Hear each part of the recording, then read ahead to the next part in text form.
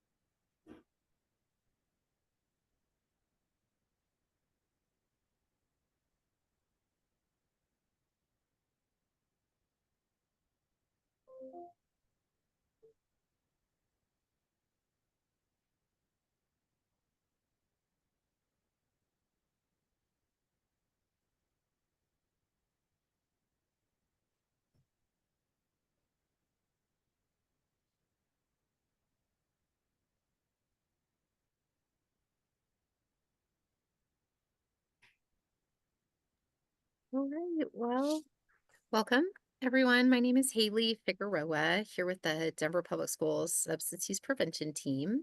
This is our monthly webinar series where we cover a prevention topic each month on Wednesdays at the noon hour. So today's session, we're really excited to have Judy's house with us to talk a little bit about supporting grieving children and families. All of our webinars are recorded and will be sent out, also put up onto our website so that you'll be able to reference them there. We will have some time for question and answer, and so there's a Q&A button at the bottom, which you're able to ask your questions. Very excited today to welcome Lauren Ross and Alicia Daniel who are here from Judy's house. Lauren has been working in the field for about 20 years. She currently is the director of clinical programs at Judy's house. And she really actually used to work for DPS quite a while ago and is a great advocate for mental health and well-being and has tons of wonderful experience. Excited to have her share with you today. We also have Alicia Danielson, a grief counseling intern at Judy's house, who is getting her master's in clinical mental health counseling at Regis. So wonderful to have you both here. I will turn it over to you. Hi, Haley. My screen looks like it's frozen. Are you able to hear me? Yes. So your screen, I think, is frozen Yeah. because I can hear you, but for some reason, your screen looks So, frozen. Alicia, I wonder if you can kick us off with introductions, and I'm going to close out, and I'll come back in just a moment. Yeah, absolutely. So let me see if I can pull it up on my end.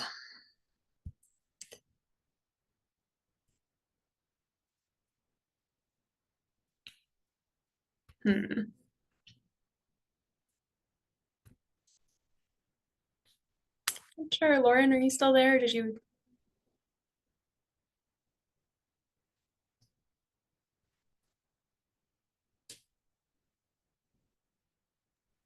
Alicia, we'll try to.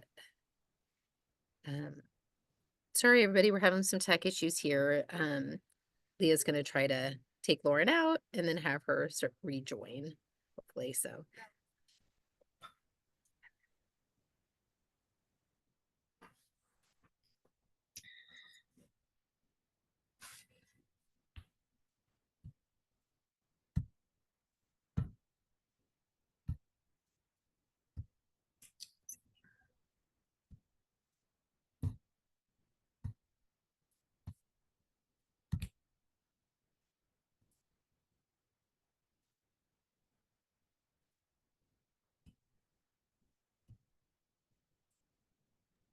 You need help sharing, Leisha? Yeah, I'm just trying to get it pulled up on my end. Oh, Sorry. no problem. Go. Let's see if that works. Can you guys see that on your end? Yep. Okay, perfect. Let me go into present mode.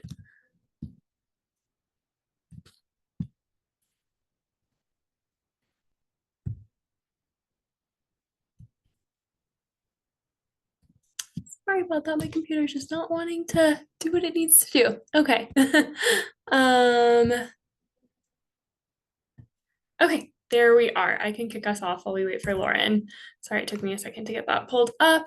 So as you guys know, this is the Supporting Grieving Families workshop put on by DPS along with Judy's house. So the first thing that we wanted to touch on here is just that grief can be really hard and this can be a really challenging topic for folks. And so we really encourage you to take breaks as needed if things start to feel like challenging or if emotions start to come up.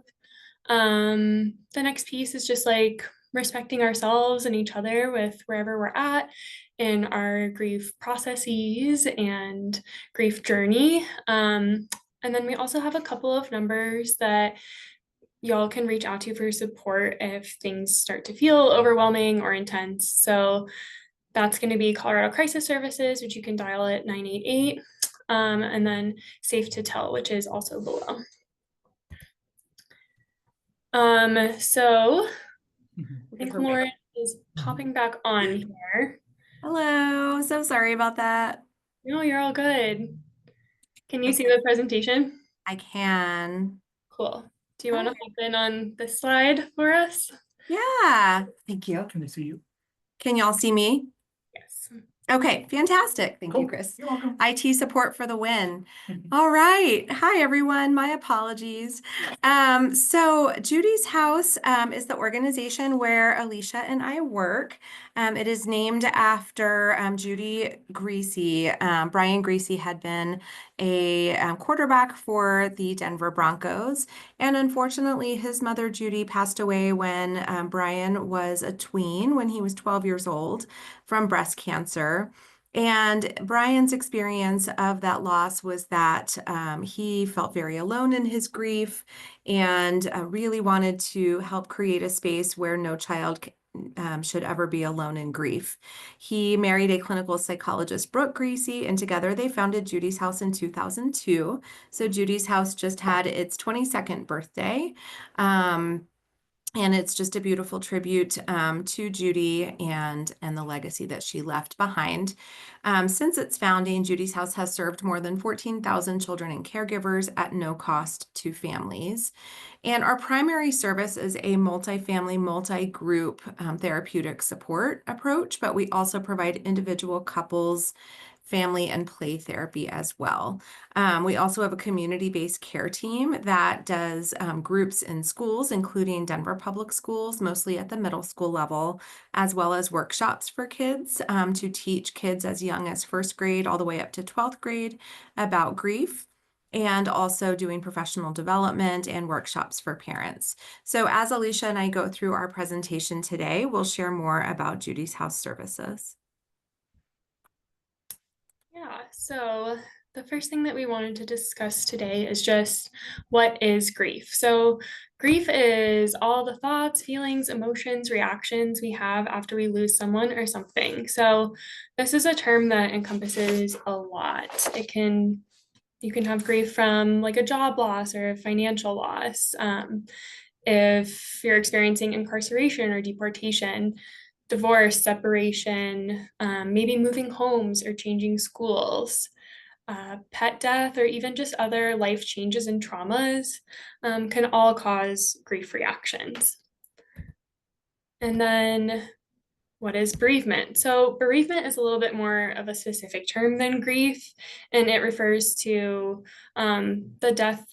experiencing the death of an important person. So grief is a universal and healthy reaction to loss. It's nothing that needs to be diagnosed. It's very expected and appropriate. And each individual has the natural capacity to heal from grief with appropriate support and care. Grief is not like a linear thing, so each individual is going to have their own experience with it, and the intensity, complexity, and duration is going to look a little bit different for everyone. But one thing that is true with those experiencing grief is that connection is really vital to healing. At Judy's House, we have this tool called the Childhood Bereavement Estimation Model. And it shows that 1 in 12 children in Colorado will experience the death of a parent or a sibling by age 18. So those rates can vary across the nation. And if you're interested in finding out what the rate looks like in your community specifically, you can visit our website at judyshouse.org to find that information. The next term that we want to look at is what is mourning. So mourning is how we display our grief to ourselves and to the world. Mourning looks really different across cultures and across the world, and these traditions can evolve and change over time. But they may involve wearing different kinds of clothing or decorative jewelry or specific colors. Other mourning behaviors can include wailing, sitting Shiva, or having a wake. Some cultures, mourning rituals may restrict certain behaviors like listening to music or attending celebrations, or they may have like specific timelines around those behaviors and traditions. I'll pass it over to you. Yeah, so here at Judy's house, and JAG stands for Judith Ann Greasy. That is our research and training arm of our organization. So we're pretty unique as a grief center that we provide the clinical services and program services, but we also have quite a bit of program evaluation where we are looking at how are our services impacting families that we serve, and also just research across the nation, really having a national reach with the tool that Alicia mentioned, the childhood bereavement estimation model. That's a tool that any community across the country can look at. What are the rates of expected childhood bereavement, expected numbers of children who will be grieving the loss of a parent or sibling by the age of 18. So that's a really important part of our work as well. Here at Judy's house, we have very specific philosophies around grief and bereavement. So the first thing is that it is a normal part of life. Everybody in life is going to lose somebody that they care about. However, it's also unique to each individual. So given that every member of the family, for example, might have the same loss, maybe they lose their father or a sibling, every individual in that family experiences that loss in very different ways because of their developmental level, their own personality, their own unique ways of approaching the world. It's also a normal part of life, but not normative. So it is unexpected sometimes for many kids and can really shatter their worldview or sense of security when they experience specifically a traumatic loss or an unexpected loss. So grief, though it is a normal and healthy reaction to loss, can be quite complicated in certain experiences. And without getting the appropriate support, sometimes that can be incredibly challenging and have some adverse consequences for children. So children do have very natural resilience and natural capacity to heal, but our philosophy and what we know from the research is that children and youth really do need support in order to move through their grief in really healthy reactions. We also know that grief has no timeline. So we know that there's some books out there that say that there are stages and phases of grief. But for people who have gone through grief, we know that there really is no timeline. So it can be a year later, 5 years later, 10 years later, and grief waves still come, right? It can be our special person's birthday or the anniversary of their death, and we are going to have some grief reactions to that. So these are some of the philosophies with which we approach our work with families to really support them in developing some healthy grief reactions. So with the group we have here today, we know that many of you may have experienced a death loss in your own life. And so we would just want you to be thinking about what age were you when you lost a special person? So maybe you were a child when a grandparent passed away, or maybe you had the experience of losing a sibling or a parent. So as we go into this next part, just kind of reflecting on what age were you and what impact did that have on you, that loss, depending on what your age and phase of development was. So With that, I want you to also be thinking about, are there children that you're supporting that may be going through bereavement? Maybe it is a student that you work with, or a child that you're raising, or a niece, a nephew, or a cousin. So I'm curious if you can access the chat, if you can put what ages of kids or child that you are supporting so that we can sort of speak to those.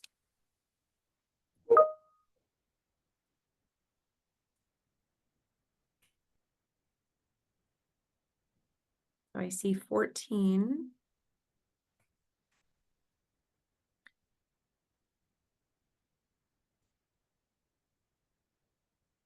K through 12. So maybe we have some educators on the call who are working with all ages of kids, 11 to 18. Okay, awesome.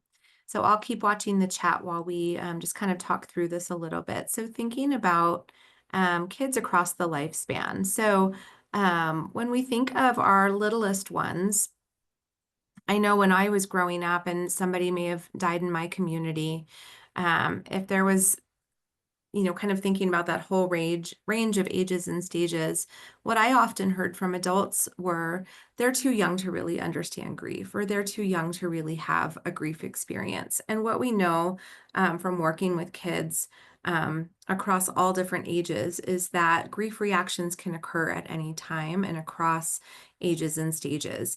And these are listed chronologically based on a birth age, but also I just want you to think about the developmental ability and experiences of a child. So, from birth to 2 years, we know that a little one has some awareness that the person is gone. What we know from attachment theory is that littlest ones are able and developmentally wired to build those strong and healthy attachments to their adult caregivers. So, some of the changes we may see are really around their regulation, and they may look like behavioral changes. So, for example, you may see some sleep disruption. With the little one, you might be seeing some changes in their eating patterns, maybe more difficulty with soothing. So they may be fussier or cry more. Or sometimes it looks like they're in sort of a fight or freeze reaction where they are too calm and maybe not expressing emotions at all. And so some of those changes as well can continue on through the lifespan. So for example, disruption in sleep and eating is something that happens across the lifespan from birth all the way through adults. We often hear our adult caregivers say, I haven't been able to sleep at all since our person passed away, or I'm sleeping too much and it's really hard for me to get out of bed. It's a very normal physiological reaction to grief. When we move up to ages 3 to 5 years old, sometimes there's a struggle to understand that death is permanent. So they may need things repeated over and over again. So they might say, a day after we just explained to them that somebody died, and here's what died means. The very next day, they may say, so is grandma still dead? So that's a very normal reaction.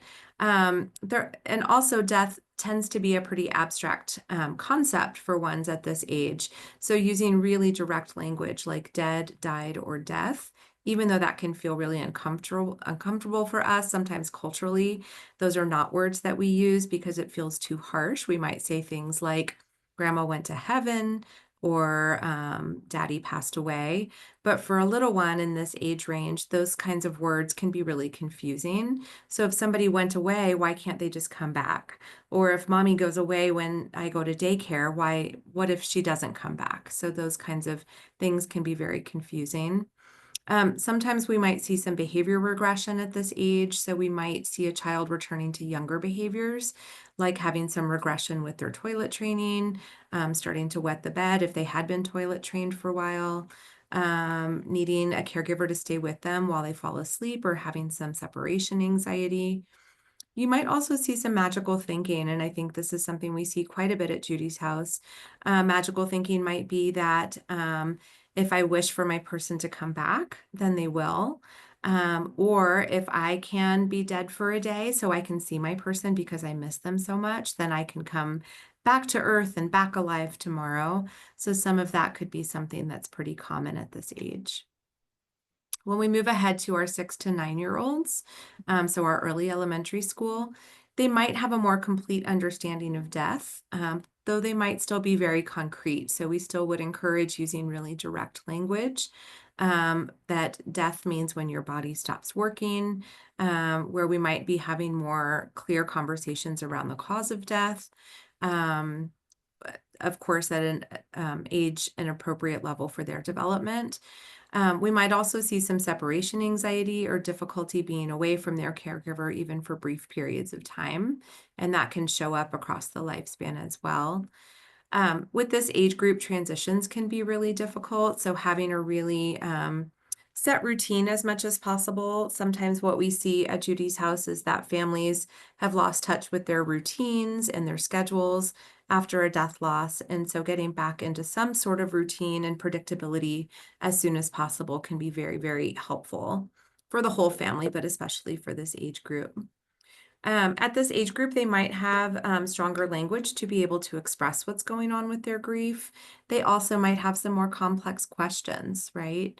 There might be some things showing up at school in terms of a complex grief reaction. So, some behaviors that look pretty dysregulated, maybe even some academic struggles. Sometimes we see kids showing signs of what could look like attention deficit because they might have a really difficult time focusing, completing work, or starting their work. So all of those, again, are very normal reactions following a death loss. Ages 10 to 12, when we start to get into those tween years, peers start to become much more important. So we had some people in the chat that said they have kiddos that fall into this age range. So sometimes we might see youth trying to hide their grief reactions so they can fit in. It might be really difficult and feel pretty isolating to them, like nobody else has ever experienced something that I'm experiencing, especially when there's been more of a stigmatized loss, such as suicide or drug overdose. That can be really challenging for kids in this age group. And that's why that peer support model that we have at Judy's house can be really incredibly powerful, where they find connection with other kids their age who have had a similar type of death loss. There might be some pretty extensive worries and fears and anxiety at this age level. Everything from, what if another caregiver that is close with me dies? What if I die? So being maybe hyper attuned to different body sensations that might indicate what if I'm sick or have a terminal illness. They might show some signs of guilt or regret around their relationship with the person. And then just difficulty in regulation overall. We also have pre-puberty happening at this age, so there's all sorts of hormonal changes and things that maybe prior to the death, they would be able to kind of let roll off their back. At this phase, if they are grieving, it might lead to some meltdowns or tantrums or just really difficult time regulating their emotions, which again is all within a normal range of what we might see with a grief reaction. Getting into the 13 to 18-year-olds, so our kiddos that are just getting out of middle school and moving into high school, become more independent with their thinking, and they're exploring who they are, what their identity is, in conjunction with their family culture, or maybe even separating from their family culture. So really individuating and becoming more independent. They are able to think more abstractly and have existential thoughts about death. So thinking about what is the meaning of life, especially in regards to grieving their special person. Some kids might find comfort in their spiritual or religious beliefs, and others might really question. So if there is a God, why would something terrible like this happen to me? Is a very normal reaction that we hear from teens. We also see sometimes some experimenting with self-soothing, so acting out with regards to using drugs or alcohol to manage hard emotions. And there might be some experimentation with regards to peer relationships and sexual activity at this age as well. So all of these things that I've touched on are things that we see as sort of the normal developmental curve of reactions we might see. And then there are some areas where we have concerns, right? So for example, I think it's normal for a teen to be experimenting with drugs and alcohol. But if we are seeing that as excessive use or using drugs or alcohol as a way of avoiding talking about their grief, or avoiding engaging in therapy or connecting with other youth or adults in order to move forward in their grief. That's where we would see that as pretty problematic.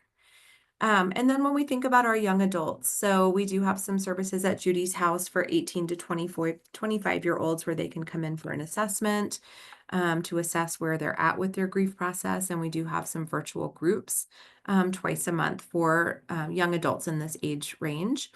We see many of the same reactions as teens, but this is also a stage of big transitions to adulthood. So the coping may be even more difficult to manage. Separation from their family may magnify their sense of isolation. If they live on their own, it might be really difficult to navigate time with their friends, time with their family, and navigate some of those natural phases of life, going to school or starting a new job. Um, all of those can be somewhat complicated while going through a grief reaction as well.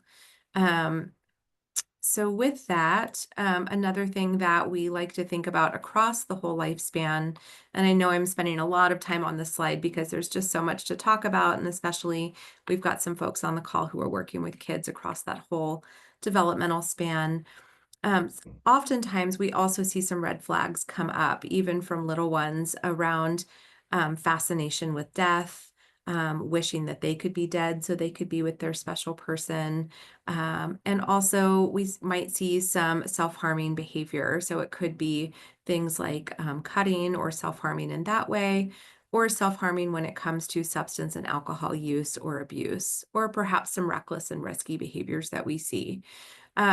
So these are all things that we would want to keep an eye on with our kids at all different levels, make sure that we're connecting with some support people in the school and making sure kids have trusted adults in the school that they can connect to if they're having thoughts of self-harm or suicidal ideation.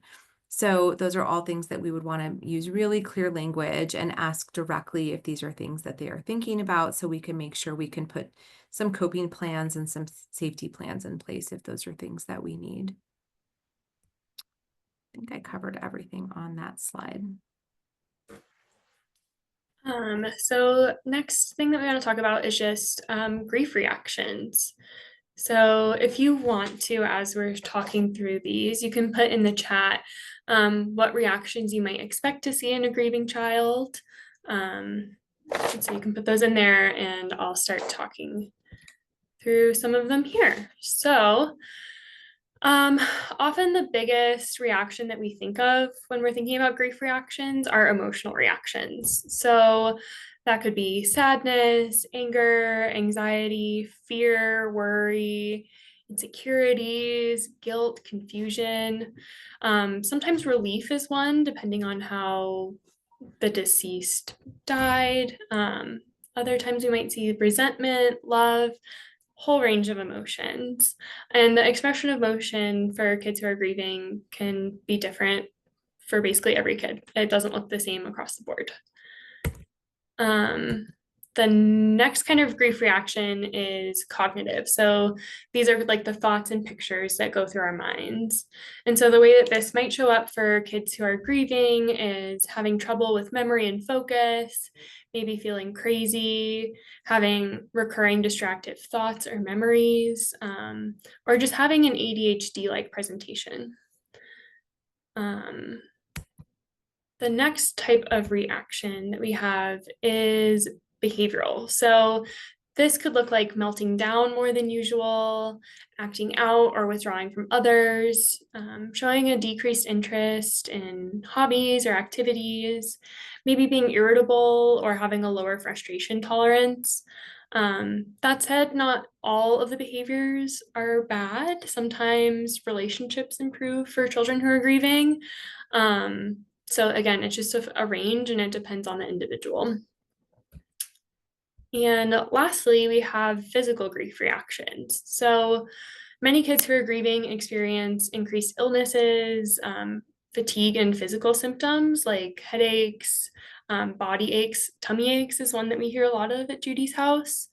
And so it's just really important to know that although we might think that the emotions are the main thing associated with grief, it's not just emotion, it's cognitive, it's physical and behavioral. So moving on to this next slide.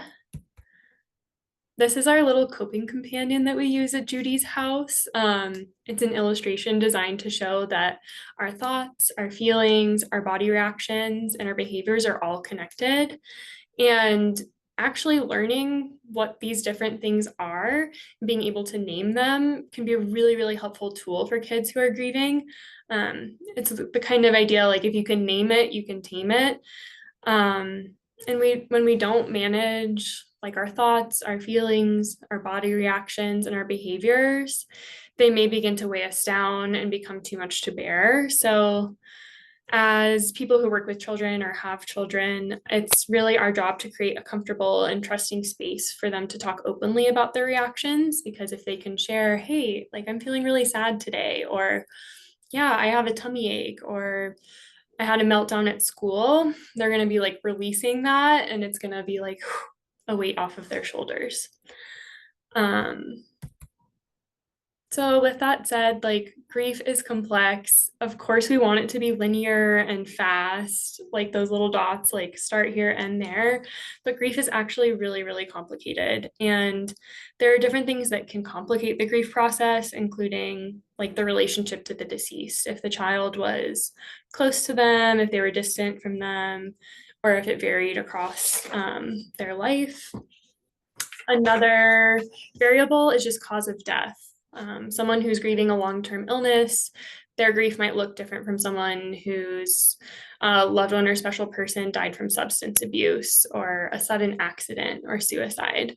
With a long-term illness, you're really watching your loved one suffer and decline. With substance abuse, you might have some dashed hopes that they would overcome addiction through becoming sober. With sudden accidents, you just don't have enough time to really prepare or expect it to happen. So it can feel very startling or surprising. And then suicide can also feel very sudden and unexpected. But at the same time, there might be situations where it feels anticipated and loved ones might actually feel relieved in some ways. So there's lots of different variables that can complicate grief, but how we show love and respect and compassion is really universal. So, as we're talking today, we just really encourage you to think about the various ways that you express your own grief, and think about how, like, your culture, your religion, your spirituality impacts that as well. And as you're grieving, sometimes it can feel really isolating and lonely. And so, we always recommend that if you're feeling an intensity of an emotion, like it's always really great to reach out to your support system and ask for help. Yeah, so this is offering support to grieving families.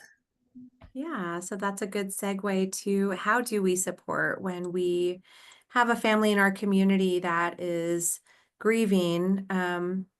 There is no right way, right? No right or wrong way. But we definitely have found over time from hearing from our families things that have felt more helpful or things that have felt more hurtful. So again, as Alicia mentioned, I think it's just very individual and very unique, what each member of a family might be going through, different developmental understandings, and experiences that kids might be having. So with this, we're going to go through a few different statements. And if you want to put in the chat if one feels helpful or hurtful, you're welcome to use a smiley or a sad or a thumbs up or a thumbs down. So we're going to go through a few different things and then just have some discussion around each of these different reactions.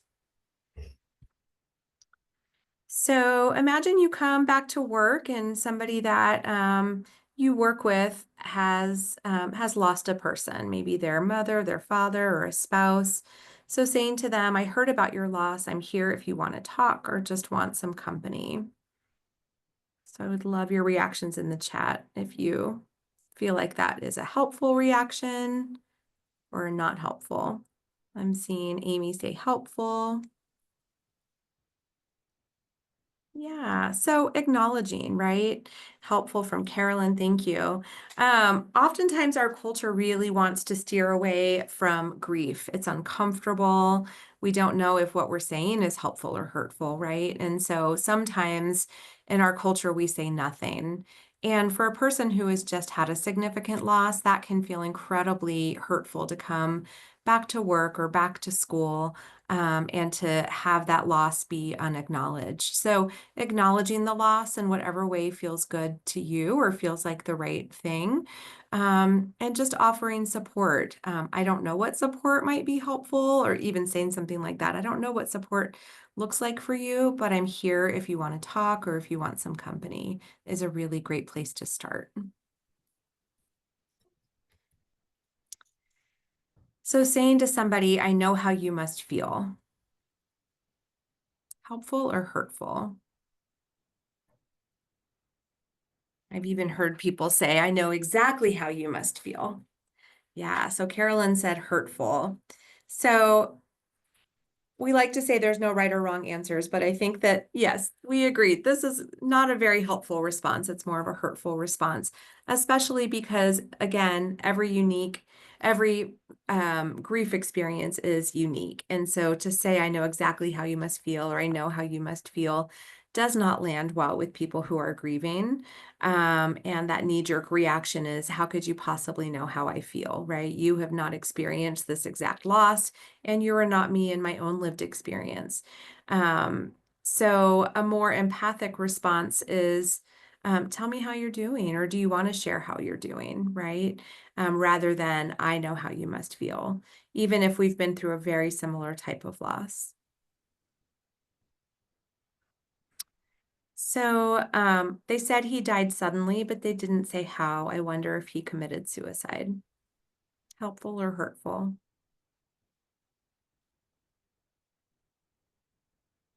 Yeah, you guys had some quick reactions to that one. So that is a really, really loaded statement in lots of different ways. There's a lot we could unpack there.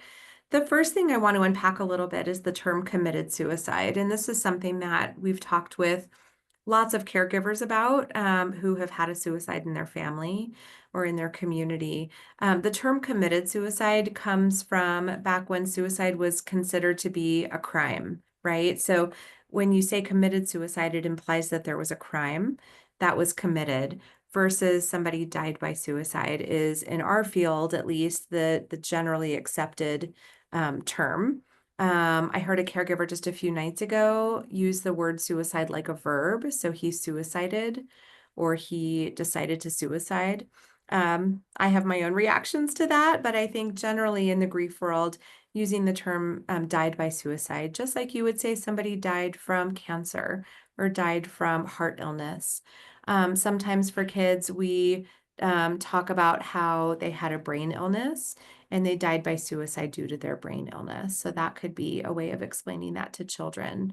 But even the tone of this phrase sounds a little bit gossipy, a little speculative, and really just is not helpful. And sometimes it's not our business, right? So we know that people who are grieving, their grief story is very personal and sometimes feels very private. And in the school world, it feels like sometimes everything is everybody's business. So just really wanting to be respectful of people's grief story. And if a child or a student shares their grief story with you, being really mindful of that privacy and even exploring with that child, who else would you like to know about this story, or how much do you want them to know? So maybe you want them to know that dad died, but maybe you're not ready to share with other people how dad died. And that is your private business and your right to say what is okay or not okay to share. So being really, really aware around student confidentiality. If you're the caregiver of a grieving student, talking with that school team and talking with your child around how much or how little do we want to share with the school. Sometimes that need to know basis can be really helpful for a child if they're going back to school and they might really need an extra layer of support as they're coming back from that funeral and going through that grief process. Maybe having some teachers know what is going on so that they can be aware of how to support that student. But again, it's really that student's right to share what feels safe for them to share. So helpful or hurtful? Would you like me to go pick up your groceries, watch the kids for an hour, or mow your lawn?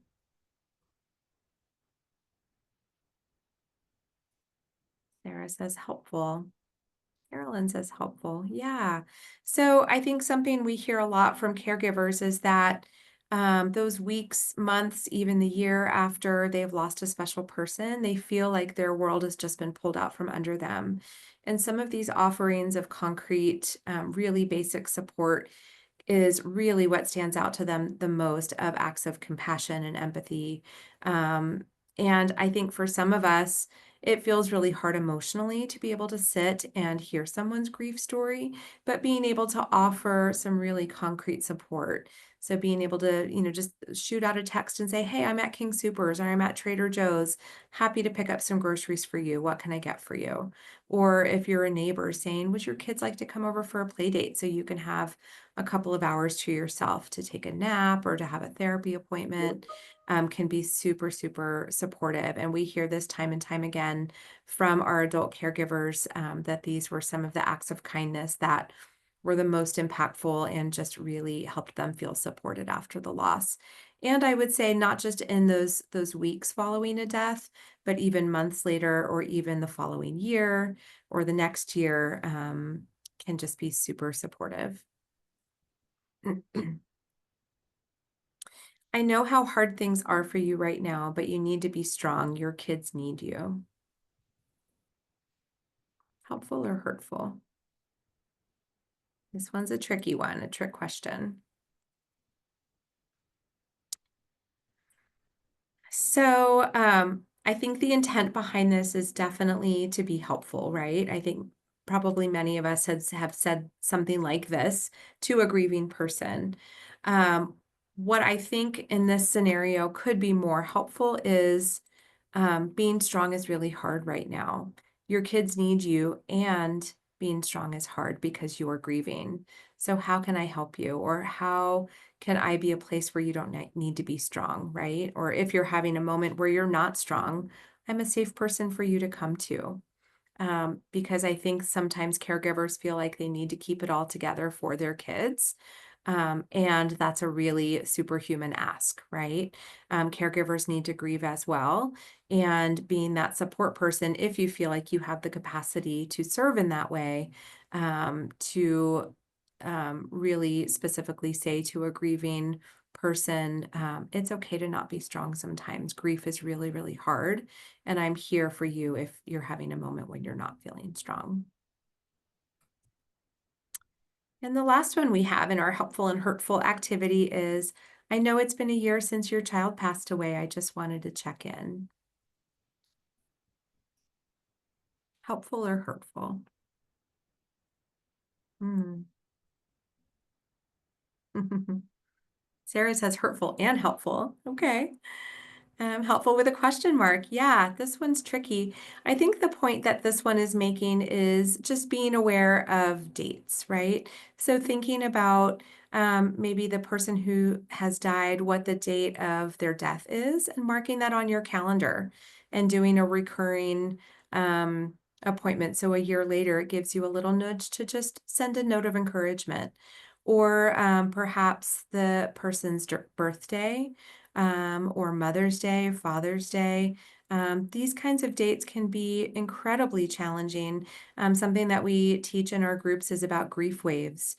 So it's really expected that when there's a special anniversary date, one of the ones that I mentioned about, Mother's Day, Father's Day, maybe a graduation date if there's been the death of a child that was in high school, and we know that that graduation date, when they should be walking across the stage with their peers, can be incredibly hard for that family.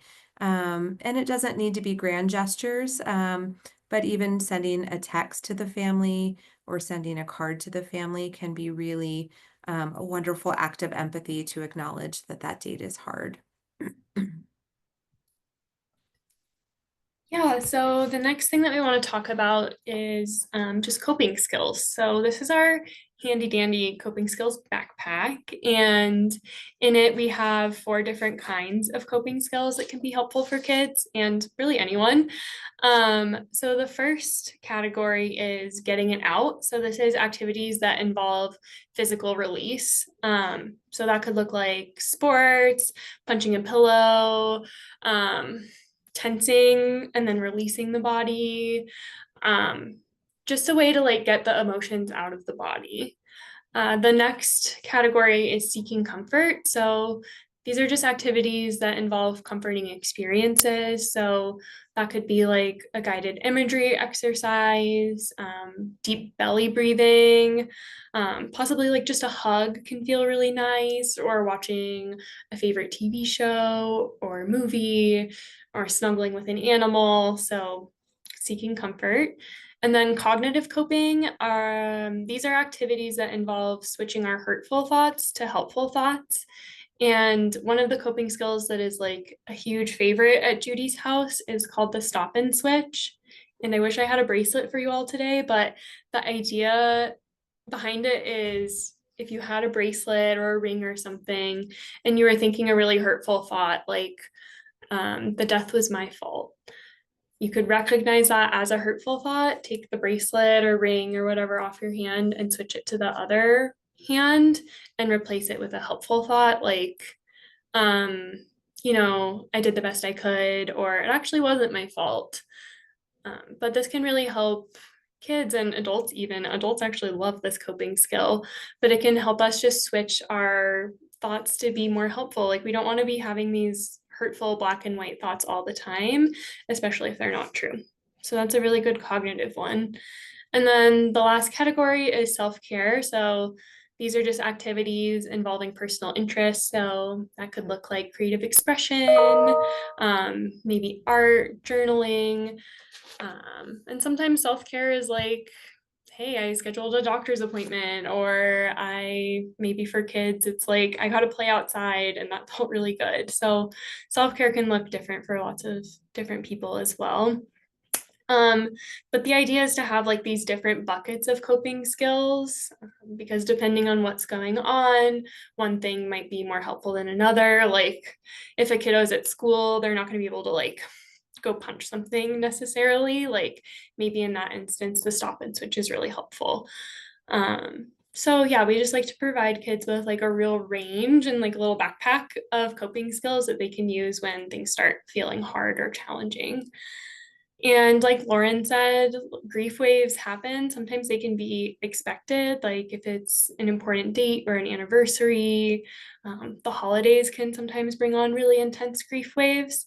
And sometimes they can be really unexpected. Like you hear a song that the deceased really loved, and all of a sudden you're hit with a grief wave. So these coping skills can help with that, because if you have them like pre-planned and in your backpack, if something unexpected hits you, you know that you can reach into that backpack and help yourself feel better. So these coping skills and just coping generally is really key to managing grief waves over the lifespan.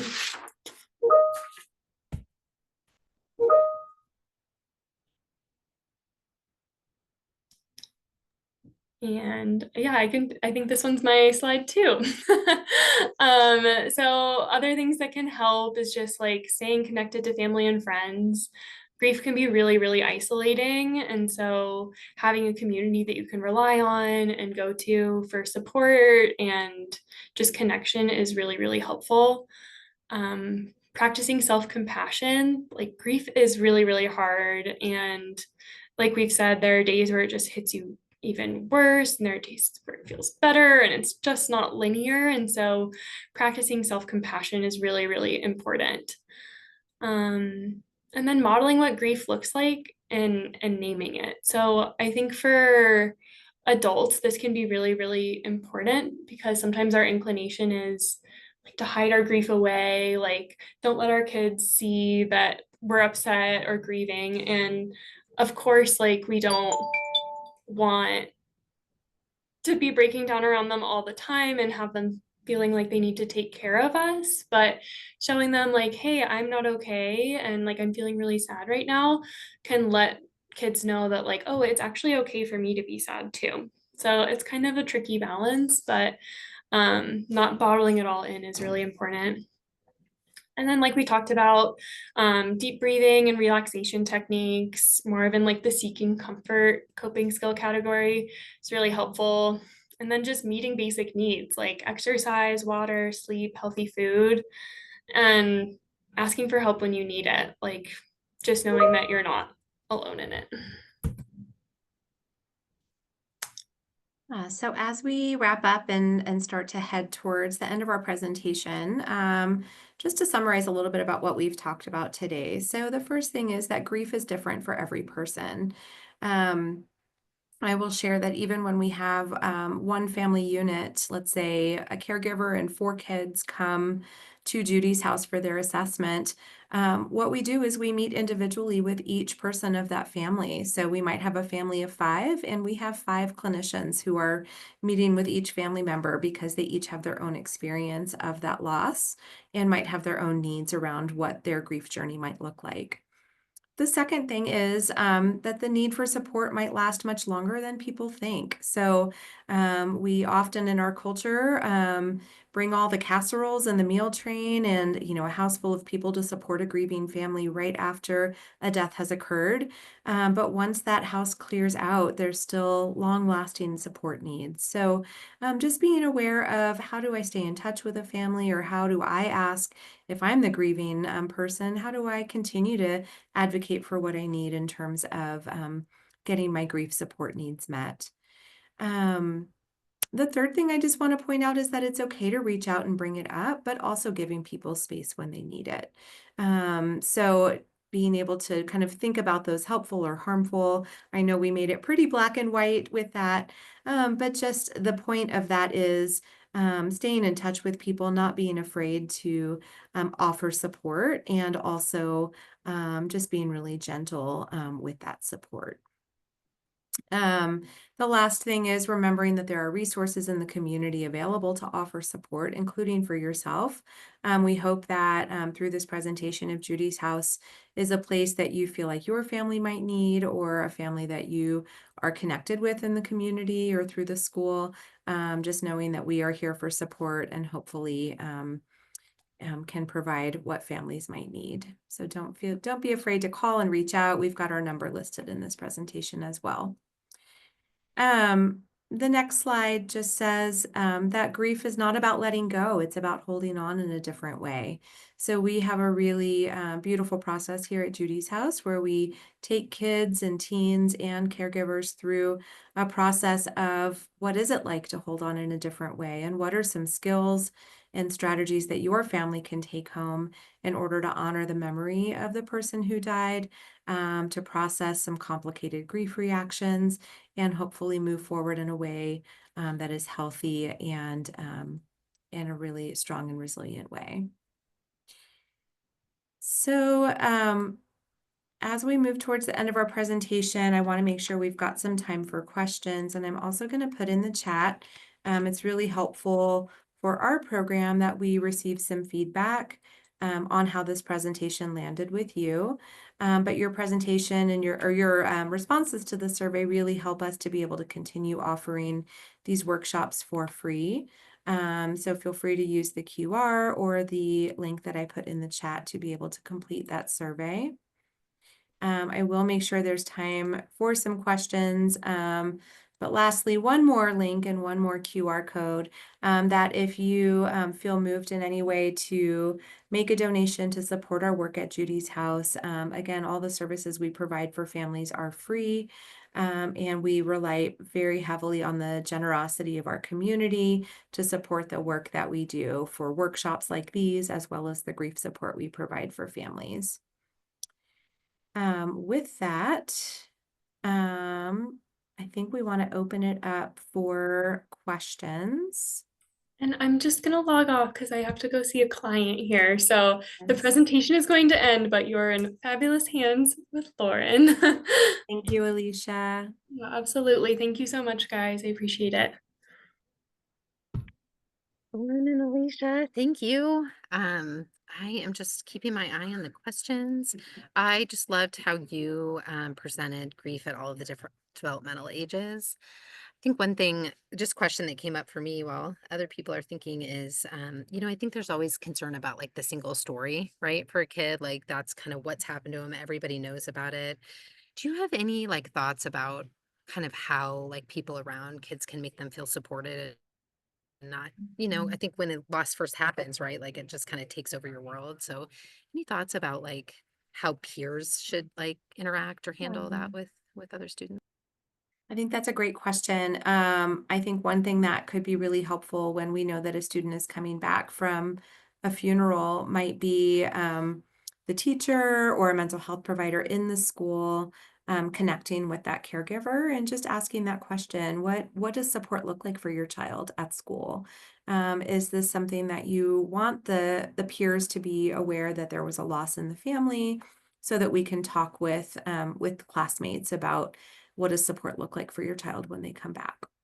And that can be something that Judy's House can always provide consultation to the school if anybody wants to reach out and just kind of talk through, here's what happened for this child. What are some thoughts on how best to support them when they come back to school? Great. And I know we often get requests about school-based support. Do you happen to know which schools you're in right now in terms of groups? Yeah, so we serve up to 30 groups per year, and they are primarily at the middle school level. We do have a couple that we're piloting in one district at the elementary level. Um, So there's not a lot of groups, but we're across 5 different school districts across the Denver metro area. And if any middle school sees that there is enough of a need, then they can fill out an application. We need to have at minimum 6 students from that school in order to get a group started. And there's still lots of space for groups to get started. We are not at capacity. Our community-based care team also does quite a few youth workshops, so they can go in as early as, first grade kiddos all the way up to 12th grade. And they do a presentation similar to what we did today about what is grief, what is mourning, and just as part of that social emotional skill building for kids. There's actually a state, I believe it's New Jersey, passed legislation that all students should receive education about grief and loss because it's such a universal experience, that it's something that we really want to provide that more overt teaching on. How do we respond to a grieving friend? Absolutely. I want to get a Sierra's question too. How do you know how to balance checking in with a student and staying supportive without being overly smothering? Yeah. So I would check with that student on what they feel that they need. So if you have learned that a loss has happened, scheduling some private time to check in with them.